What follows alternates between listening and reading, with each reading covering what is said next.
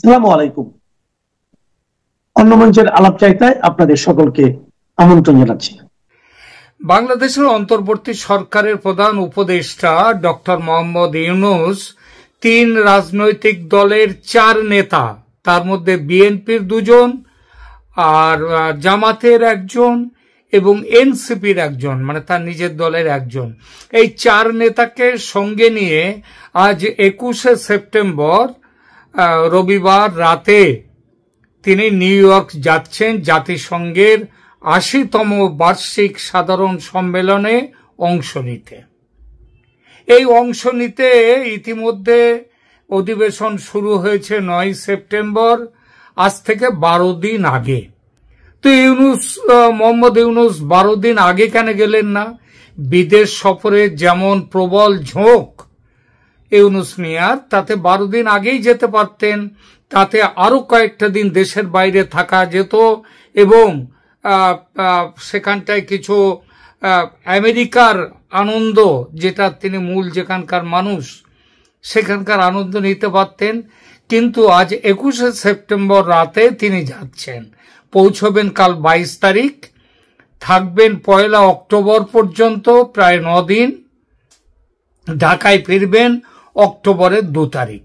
9 দিন ধরে ভারতের প্রধানমন্ত্রী যান, যেদিন যান সেদিন সেরেই একদিন পরেই আবার তিনি অন্য জায়গায় চলে যান, ফিরে আসেন। কিন্তু আমাদের ইউনূস সাহেব 9 দিন থাকবেন ওখানে। তার সফরসূচি যা জানা যাচ্ছে সেটা এরকম: ইউনূস 21শে সেপ্টেম্বর রাতে ঢাকা ত্যাগ করবেন এবং 22শে সেপ্টেম্বর নিউ ইয়র্ক পৌঁছবেন। 22 থেকে 29শে সেপ্টেম্বর 7 দিন তিনি খুব উচ্চ পর্যায়ে কিছু দ্বিপাক্ষিক ও সাইড ইভেন্ট, মানে মূল সম্মেলনের পাশে তিনি একটা কোনো কিছু আলোচনার মধ্যে দ্বিপাক্ষিক আলোচনায় থাকবেন। কাদের সাথে? অন্যান্য দেশের রাষ্ট্রপ্রধানদের সঙ্গে, যদি অবশ্য তার সঙ্গে আলোচনা করার মতো রাষ্ট্রপ্রধান পাওয়া যায়। এ পর্যন্ত পাওয়া গেছে ওই পাকিস্তান আর 1টা কিংবা 2টো খুচরো দেশ, যেমন শুনেছি ডেনমার্কের সঙ্গে তাদের ওনার একটা সম্পর্ক আছে অন্য রকমের, আর এছাড়া ফিনল্যান্ড নাকি রাজি হচ্ছে তার সঙ্গে কথা বলবেন, তাদের রাষ্ট্রপ্রধানরা এসে তার সঙ্গে কথা বলবেন। তো এছাড়া অন্য কোনো বড় দেশের রাষ্ট্রপ্রধান তার সঙ্গে বৈঠকের প্রস্তাবে রাজি নন। রাজি না হওয়ার কারণ কি? কারণ বাংলাদেশে ইউনূস সরকারের মানবাধিকার সংক্রান্ত রিপোর্ট এবং এই বাংলাদেশ নামক একটা দেশ থেকে, একটা উঠতি দেশ যা দরিদ্র দেশ থেকে উন্নতিশীল দেশে পৌঁছে গিয়েছিল, তাকে এত অল্প সময়ে ডকে তোলার যে রেকর্ড তিনি সৃষ্টি করেছেন, সেই রেকর্ড দেখে কেউ আর তার সাথে তেমন আলোচনায় বসতে চাইছেন না।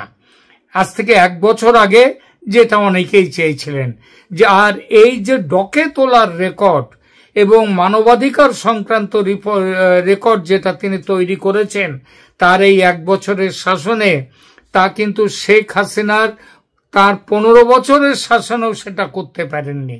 এই দেখুন না, আজ ইউনূস মিয়া যাচ্ছেন নিউ ইয়র্ক, যে কথা দিয়ে শুরু করেছিলাম, ডিম টমেটোর কথা, এইবার সেই প্রসঙ্গে আসে।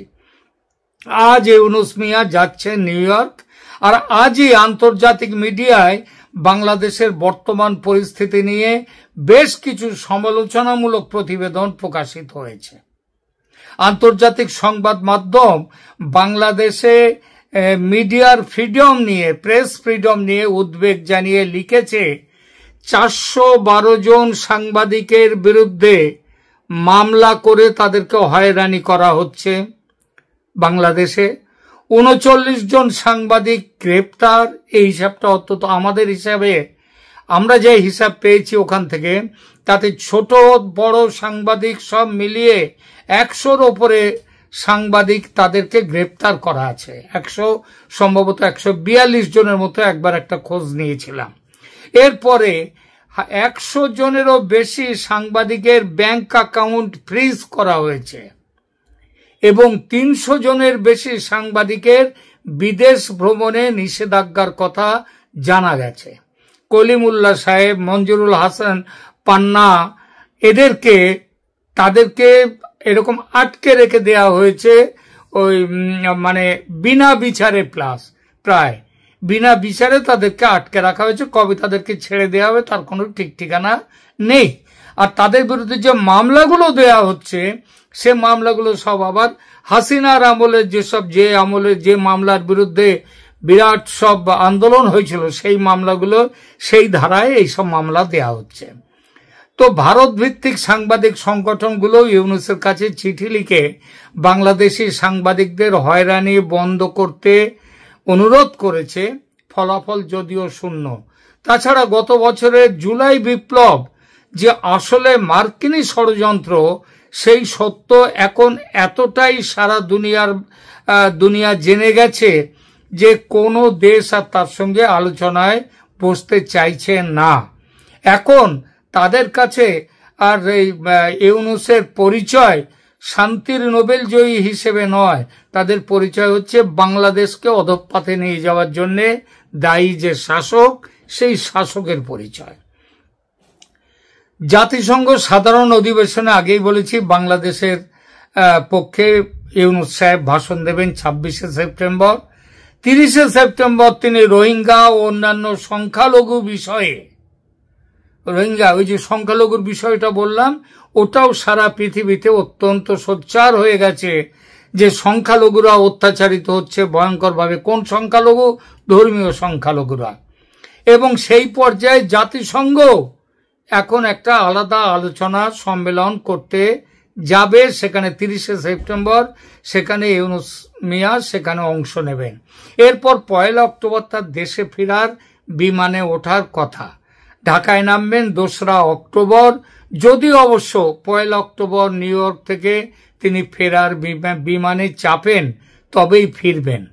তার না ফেরার সম্ভাবনা নিয়েও বাংলাদেশের বিশেষ করে সোশ্যাল মিডিয়া, কারণ বাংলাদেশের যে মেন স্ট্রিম মিডিয়া সেটা এখন একেবারে কর্তা ভজা হয়ে গেছে, যাকে বলে ইউনূসের কোলবালিশ হয়ে বসে রয়েছে।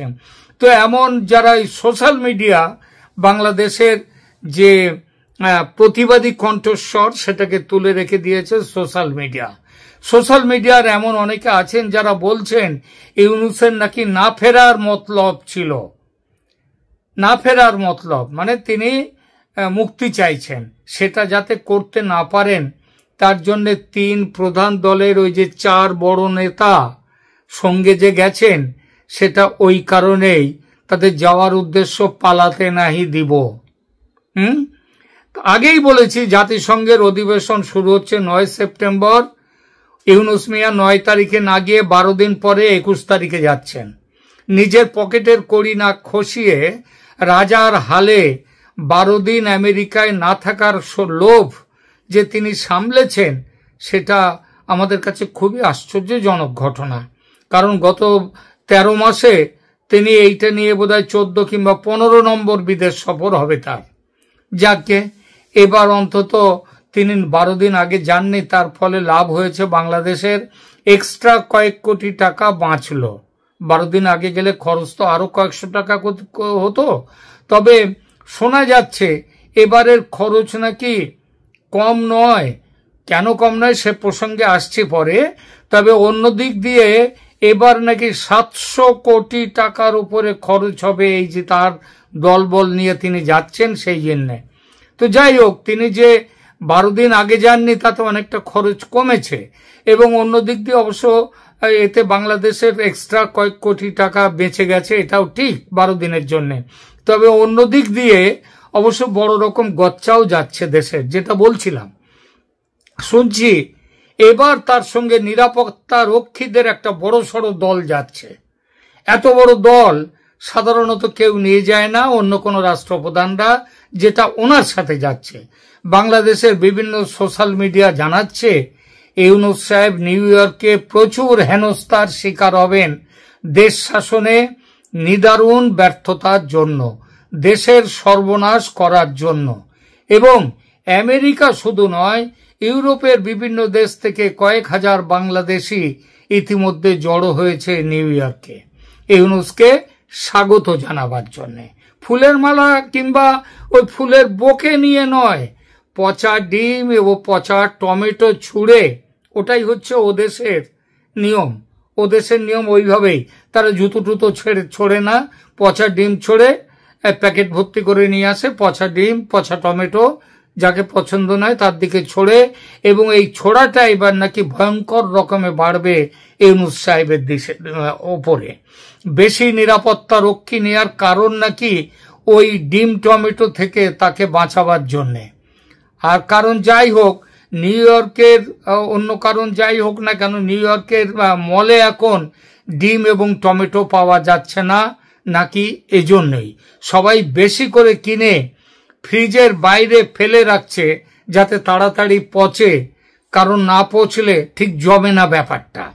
অবশ্য শুধু নিরাপত্তা রক্ষীরাই যে ইউনূস সাহেবকে রক্ষা করবে তা নয়, রাজনৈতিক দলের নেতারাও যাচ্ছেন ডিম টমেটো ভাগাভাগি করে নিজেদের নিতে পারেন, যাতে ইউনূস সাহেবের ভাগে কিছুটা কম ডিম পচা টমেটো পড়ে।